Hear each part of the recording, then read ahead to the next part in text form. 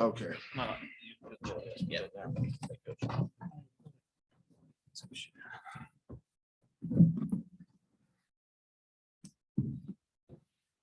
All right, we'll start off with Houston coach Kelvin Sampson with his opening statement. Then we'll go out of the room for questions. And for those of you on the Zoom, if you want to raise your hand, we'll call upon you individually. But coach, if you want to open it up. Well, let's address Fabian first. We came in this morning. We had a 9 to 9:45 shoot around. He was fine.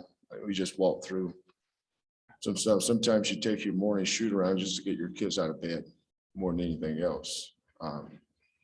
Just get them up and going. Just walk through some stuff, shot some free throws. But when we came back for the game, Kelvin came in and said Fabian's back tightened up on him. And then when I saw him in the locker room, he was getting some treatment from John Houston, our trainer. And he said it just wasn't easing up. But, Fabian being the warrior he is, he wanted to give it a try. So I said, I'm going to find out about his back now. So if you remember, we called something out of the huddle. I ran a set just for him, and he shot a 3-footer from 4 feet.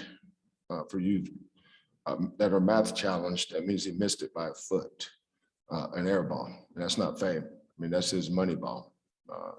Left shoulder, jump hook, that's his shot, and he didn't even come close. So I just went down to the bench and got our next guy, next man up. We've been doing that all year long.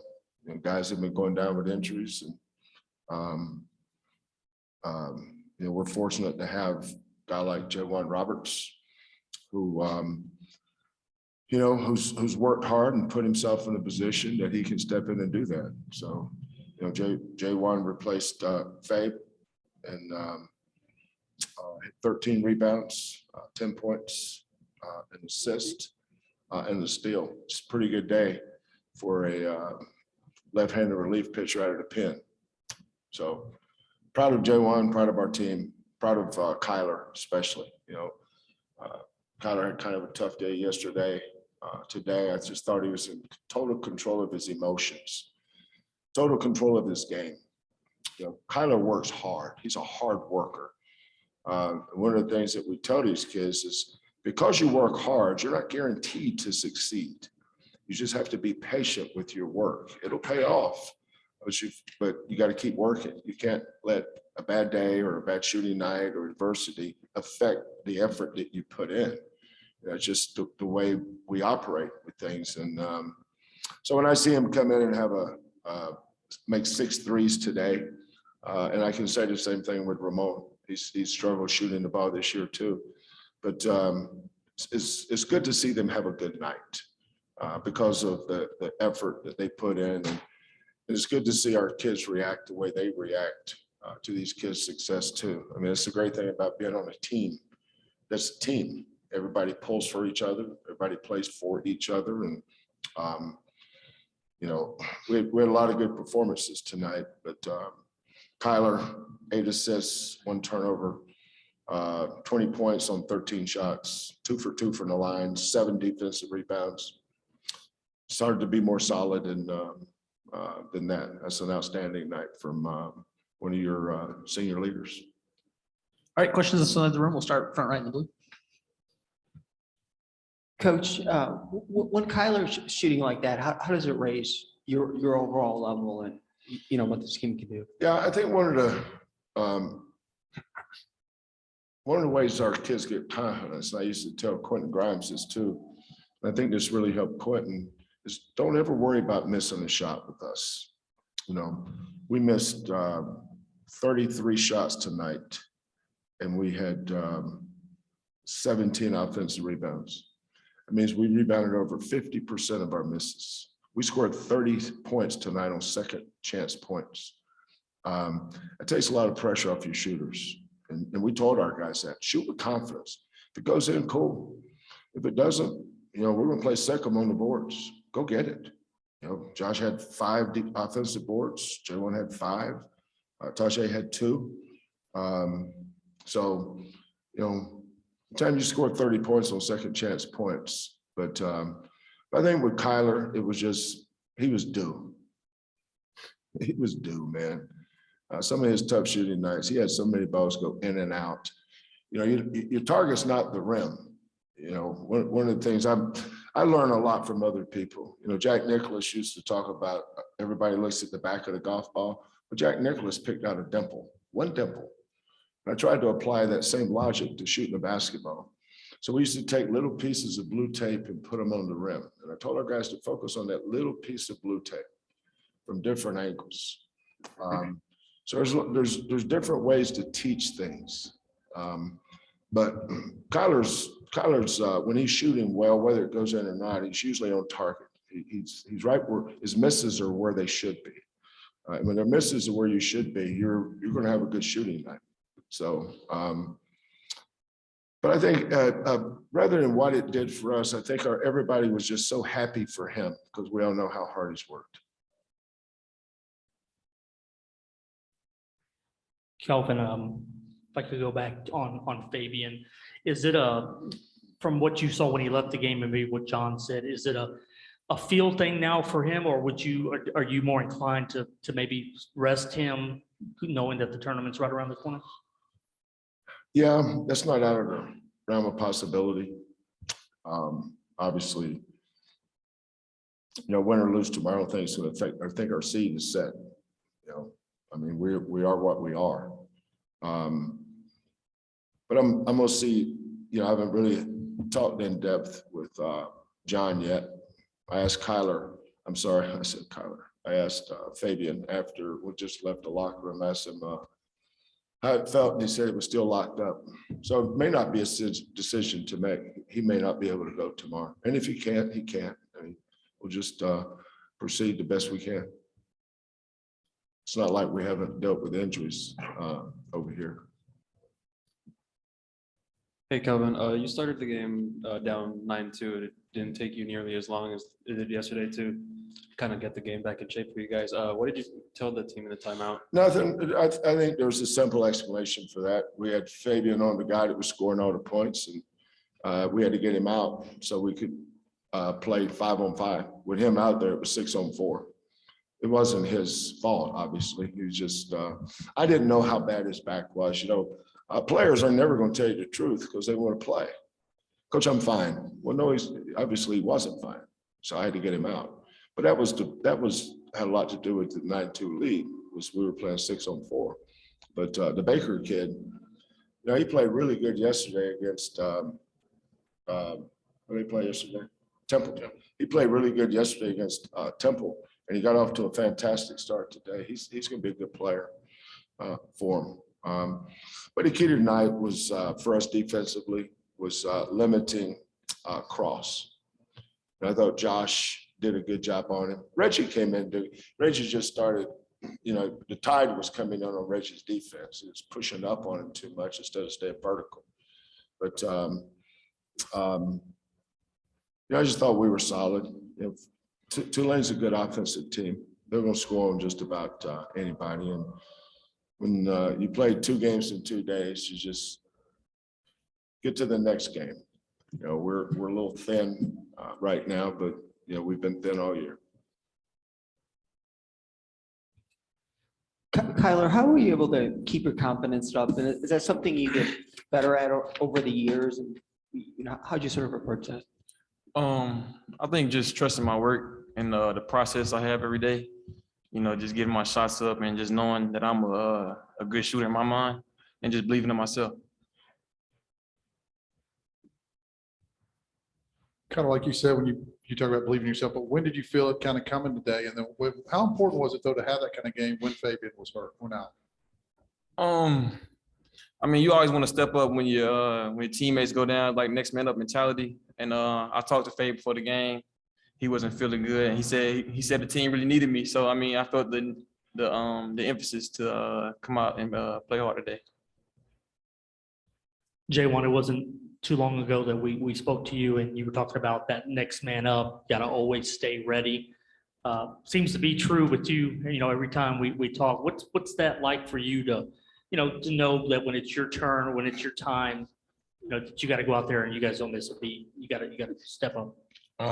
Most importantly, just accepting my role, knowing what I'm in the game for. Because I know if I help Josh on offensive rebounds, help Tajay, they give our team a big boost. Give a lot of our players confidence to keep shooting the ball. We're gonna give it right back to them. So my drive when I go in is just play hard, get every rebound I can get, and just have fun. All right, we're going to go to the guests on the Zoom. First off to Dan. Coach, just what you can say about, this conference in and of itself of the American and how it's challenged you this season and just what you think about the strength of the conference throughout. Yeah, I think every conference is good. Some better than others, obviously, but every conference is good. COVID affected a lot the last few years. I always think about Brian and Anthony at San Diego State and Dayton, the years those two teams was having. But we had some teams in our league was having great years too. Tulsa, what Frank Haith did at Tulsa COVID year was outstanding. We had three teams tied for our conference championship. I think it was us, Tulsa, and Cincinnati. But Memphis, once they got everybody healthy and got right, as a fellow competitor, we kind of knew how good, how talented Memphis was. Kendrick Davis, rightfully so, was the player of the year in this league. But don't get it twisted. The best pro prospect in this league by a mile is Jaylen Duren. He's the pro. There's maybe only one pro for sure in this league. If there's one pro for sure, Jaylen Duren's not just a first round pick. He's a lottery pick. He's their best player. Forget stats. Stats are for mommies and daddies. Players, you tell the players, Jaylen Duren's a difference maker. You put him on any team in this league and that team's going to win the league championship probably. That's how good he is. That's the difference that he makes for them. And with Jaylen Duren healthy, Memphis will go play with anybody because of him. Now they got other good players. Jaylen Duren's a horse. Kendrick Davis is the player of the year in this league. He makes you take him off that team. It's not the same team. You put Kendrick Davis on just about any team. He's a great, outstanding college point guard. He can do a lot of things to hurt you. And like most little guys, he's got a swagger about him. And our team, the strength of our team is our team. We got a lot of good players, maybe no great players. Jaylen Duren's a great player. We don't have a great player, but we got a lot of good players. And that's why we're 28-5. Any other questions, Dan? Oh, that's okay. Thank you. I appreciate it, Coach. We'll go next to Deion Dunlap. Coach Sampson, another question for Kyler. Just speak to his overall game. You talked about yesterday his defense, and even when he isn't making shots, he affects the game in so many ways. Just kind of talk about his all-around game, what he brings to the team. Yeah, well, that's why the coaches in this league voted him second team all conference. I would have probably voted him first team all conference because of that. I also would have voted him player of the year on defense. I thought Kyler was the best defensive player in this league. I told our team that, and I'll tell you that. Kyler, on the best defensive team in the league, the number one defensive team in the league, Kyler's our best defensive player. That should mean something. We put him on the other team's best player every night. Best guard. We don't put him on Duren. Maybe I should. But Kyler's a tough. I fuss and cuss at all of them now. I don't discriminate, but I know the tough ones. Kyler's tough. If you want to go down a dark alley, back alley somewhere, I can tell you the guys I want beside me, and I can tell you the guys I want sitting in the car with the heat on, with the motor cranked up. Kyler, though, I'd want him beside me because he'd have my back. I like guys like that. One more question in the room. Coach, three different players with 6 or more assists. What kind of ball move? What does that ball movement do for you guys? Yeah, I think that just starts from day one about us. We don't, shots, teams that have very few assists usually have bad shots. Shot selection has a lot to do with it. We scored 32 baskets today and we had 24 assists. We've done that a lot. We have a lot of 30 baskets, 22, 24 assist nights. We do that a lot. That's a credit to our players. They buy in. Coaches can have game plans and establish things, but we play team basketball at Houston. We have good teams. We're not the best team in the country. A lot of teams better than us, but we don't. That's not our deal. We just try to be the best we can be. Some nights it's going to be pretty good, but there's never going to be a night we don't give great effort, and that's important for these kids to understand. Without Marcus and Tremont, it allowed us to grow some other guys. Without Fabian, you can see the work that we've done with J1. But I go back to our culture. If you water a tree, think about putting water in a tree. You don't water the leaves, you water the roots. Culture is roots. That's how you grow your program. Have strong roots, and that's what culture is. All right, thank you guys.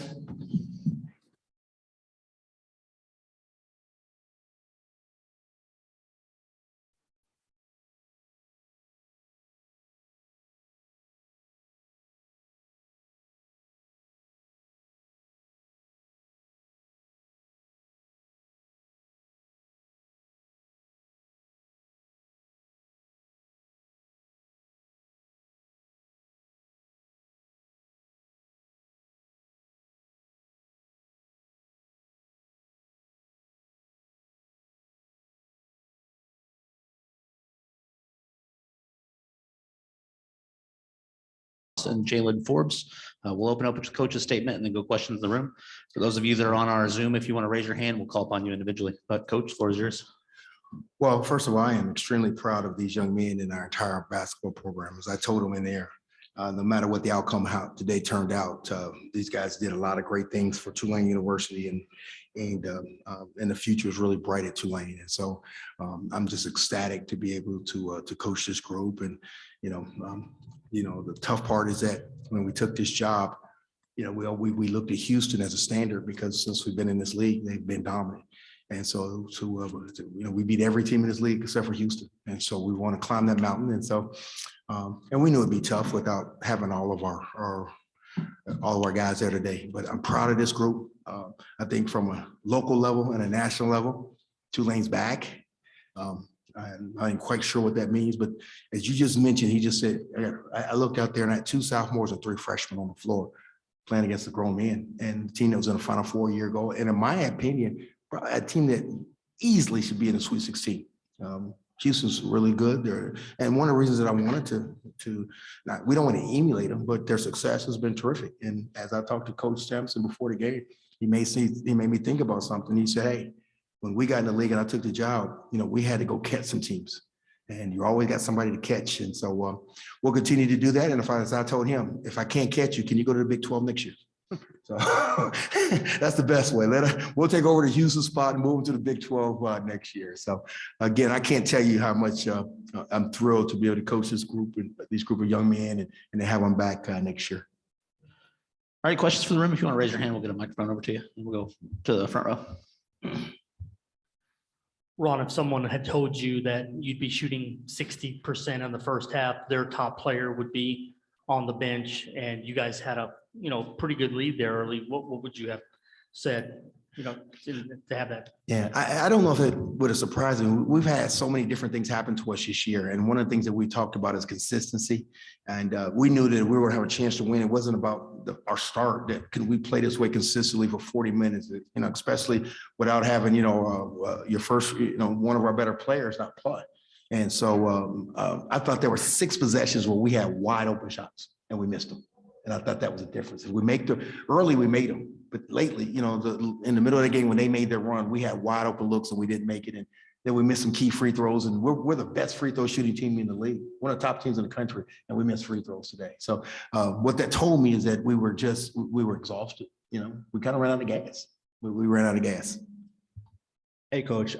Last week I talked to Coach Aaron McKee from Temple, and he said that you guys shared a conversation. You guys kind of shared a laugh about where you guys were set preseason wise, how they had you guys falling a little bit 8th and 9th in the preseason polls.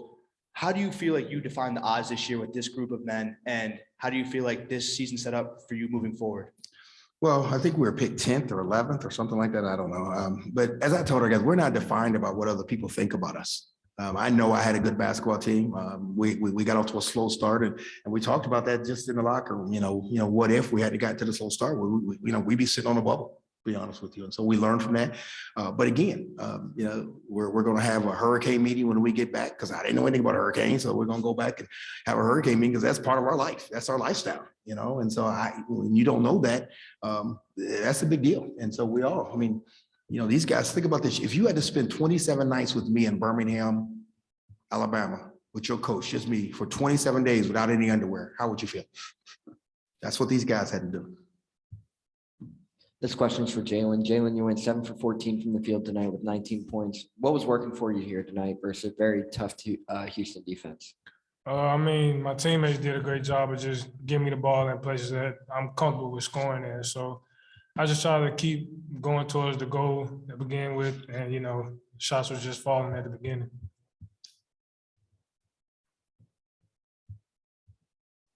Coach, you talked about Houston as sort of the mountain. What makes them such a tough mountain? Is it the talent, the way they go about things? What is it? Well, it's a culture. And that's the first thing, that when you see good teams and good programs, it's about the culture, and it starts with the head coach. And so I wanted to, again, you don't try to reinvent the wheel. And so it's generally about the culture. And even today, when I woke up this morning, I thought for us to win this game, I wanted a tight whistle. And so if you let Houston just foul and that grab, we can't win that battle. And as you can tell, we not be able to get to the free throw line. We needed a tight whistle today, which is another reason why I wore this shirt. It looked like a referee shirt. I wore this to think that I was one of them. And so that didn't work. So, we'll see what happens next time with that, but we didn't get that tight whistle. Jaylen, Ron mentioned the open shots you guys missed. I think there was one in the second half you had that looked like it was going in, kind of rolled out. I think it would have got you within 10. You showed a lot of frustration because that was a big moment in the game. I think they went down and hit a 3 at the other end. But it was just one of those, what was the feeling like when shots felt good and they weren't falling at times? When that shot left my hands, I felt like it was going down, but as you can see, it rimmed out. So, it was frustrating, but you're gonna have games like that. So, I had my teammates and my coaches just keeping confidence in me to just keep playing hard. Ron, I wanted to ask you about Kyler Edwards. Kelvin mentioned that he's the type of guy that, at least on the defensive end, he'd want to go down a dark alley with and have him next to him. Just defensively, what he brings, but also, he had a pretty good offensive game as well today. Yeah, again, you asked me a question before about them. It's their culture. I don't even know who their guys are. It doesn't matter. It doesn't matter who's in or who's out. They play the same way. And so whether it's Edwards or whether it's Moore or who, they're all the same. That's what having a good culture is all about. And that's why I thought we took a step this year, because we had to play 3 or 4 games without Jalen Cook. And most people would say we probably wouldn't win any of them. But when you have a good culture, it doesn't matter who's in. And that's what we emulate. Again, Houston can go play tomorrow and you wouldn't even know who the 5 starters are. And so I think that comes from the head coach, and that comes from building a program. He's got a great culture. And again, when you start knowing certain guys and all that, I didn't even look to one of my sisters said it, that the other kid didn't even play, had a back problem. That just shows you how good they are. And so Edwards is a good player, but they're up and down the line. They're up and down the line with just good players and the culture. They play hard, they play defensively, they make over shots, they don't make mistakes. Ron, will you guys be interested in one of the minor tournaments? Has that been discussed yet as to whether you would play or not play in one of those? No disrespect to any of those tournaments, but I didn't come to Tulane to play in the CBI, CIT, CSS, SPN, ESS. No, that's not who we are. That's not what we want to do. And that's no disrespect. We want to play an NCAA tournament, and that's what we're trying to build for. And so, no, so we won't play in any of those tournaments. And I haven't really talked to these guys about it. We're going to talk about it, but these guys want to. I mean, we're playing big boy basketball. And so I came to take this job to win games in the NCAA tournament, not in the CBI and others. And again, that's absolutely no disrespect to those other tournaments, but absolutely not Tulane. Sion, just your thoughts on the season. First conference winning record for this program in a long time. Freshman and sophomore lineup, just the future. How bright do you feel like it is for this team?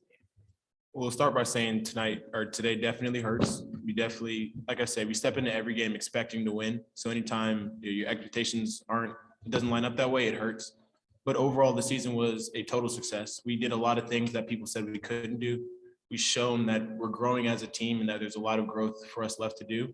And the future is incredibly bright. Just like you said, freshmen and sophomores all over the place. We are only getting better. We work together well. And the longer we play together, the better we'll be. Kelvin Sampson said their game plan going in was to first try to take you away. That's how far you've come along in 1 year. Just how good do you feel despite today about your season, and how optimistic are you about the future? I mean, I feel like going in every game this year, towards the end of the season, their game plan was trying to take away me and try to get me early in foul trouble away and stuff like that. Jaylen, you two, just looking ahead to the future. Obviously, you guys really wanted to win today, but just the prospects down the road for this team. I mean, I'm proud of the guys of what we did this year. I mean, even though we got off to a slow start, I mean, as you see what we did in conference play, I mean, when nobody expecting us to be top 4 in this league, everybody was expecting us to be last. So, I mean, we come back this summer, work out. I mean, everybody's in the gym consistently. So that's one thing we don't have to worry about is somebody not working out. So, I mean, everybody's going to continue to get better. All right. Any more questions? All right. Thanks, guys. All right. Thanks, guys.